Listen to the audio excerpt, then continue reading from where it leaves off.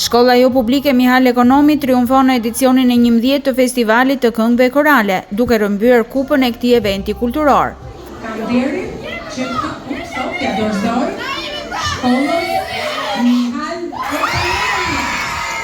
Mes 11 shkollave pjesëmarrëse në finalen e sotme, koristët e shkollës Mihal Ekonomi u vlerësuan maksimalisht nga juria e festivalit për interpretimin mjaft të arirë të këngës për Emin Durakun, ndërsa çmimi i parë i festivalit shkoi për shkollën Bedrie Bebeziqi.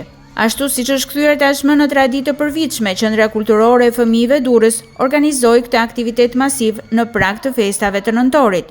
Këngë dedikuar dashurisë për atë dheun, pavarësisë dhe çlirimit të vendit, por dhe figurave më të ndritura të historisë son kombëtare, angazhuan në këtë event mbi 600 nxënës nga 18 shkolla të qytetit bregdetar. Ishin rreth 600 nxënës që morën pjesë në këtë edicion. Shkollat erdhën me një repertor të ri nga edicionet e kaluara, nga viti në vit cilësia vjen duke u ngritur.